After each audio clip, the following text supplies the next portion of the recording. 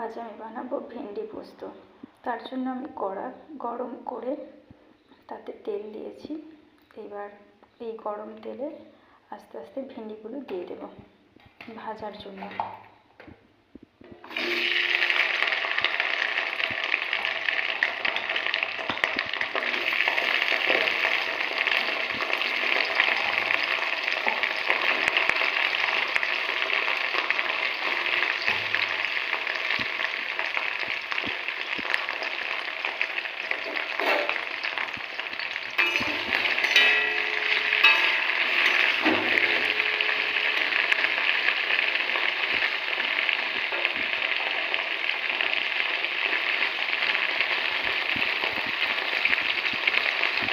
ভেন্ডিগুলোকে এইভাবে 5 মিনিট ভাজবো।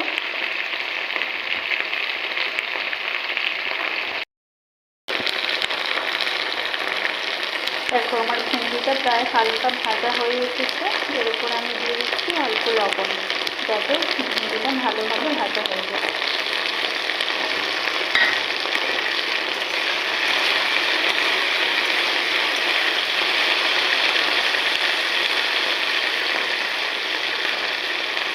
এইভাবে এখনো 2 থেকে 3 মিনিট ভেন্ডিটা ভেজে নেব।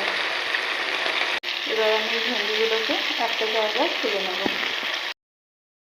আমি ভেন্ডিগুলো তুলে নিয়েছি। এইবার এই তেলেতেই দিয়ে দেব 3টে কাঁচা লঙ্কা আর কিছু কালো জিরে।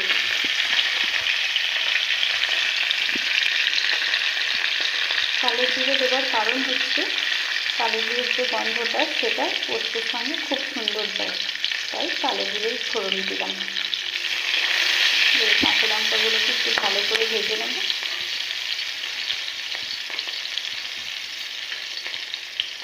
এবার কাঁচা লঙ্কার উপর দিয়ে রেখে কেটে রেখেছি কিছু আলু, সেই কাটা আলুগুলো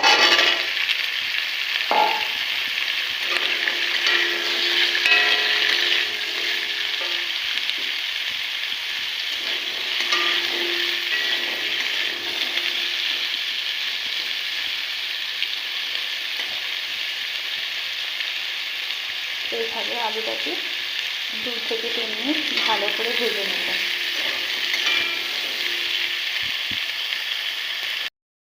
দেখো আমার আলুটা প্রায় ভাজা হয়ে গেছে খুব সুন্দর করে। এবার আমি এতে দিয়ে দেবো পরিমাণ মতো লবণ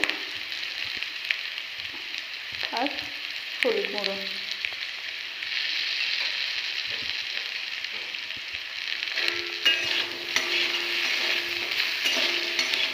এবার এটা ভালো করে লবণ আর হলুদ গুঁড়ো দিয়ে কিছুক্ষণ ভেজে নেব। আমি গ্যাসের ফ্লেমটা একটু কমই রেখেছি, যাতে হলুদ গুঁড়োটা তো গুঁড়ো তাই পুড়ে না যায়, তাই হালকাভাবে ভেজে নেব।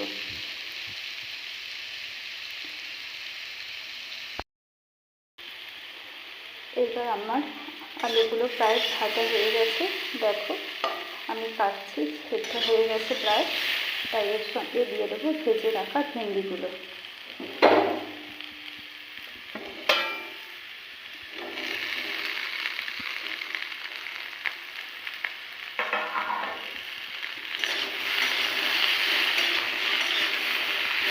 এবার একটু নেড়ে নিয়ে খুব অল্প পরিমাণ জল দেবো।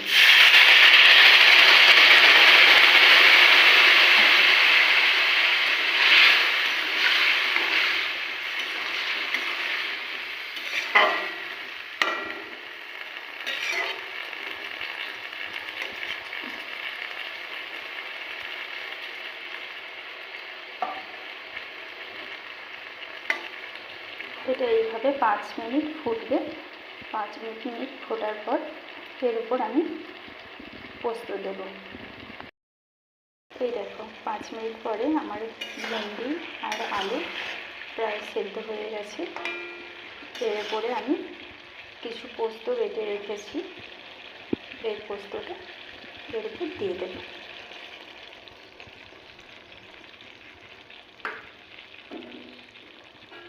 পোস্তটা যেহেতু মিক্সিতে বেটেছি তাই একটু জল হয়ে আছে, এটাকে কিছুক্ষণ ফোটালে এই জলটা শুকনো হয়ে যাবে।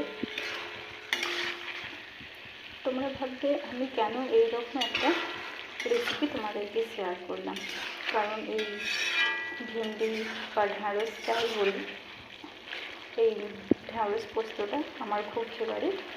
আর এটা একদম পুরোপুরি নিরামিষ রান্না, তাই যারা নিরামিষ ভোজী আছে তাদের পক্ষে এটি খুব ভালো। একটু ভালো করে নেড়ে দেবো।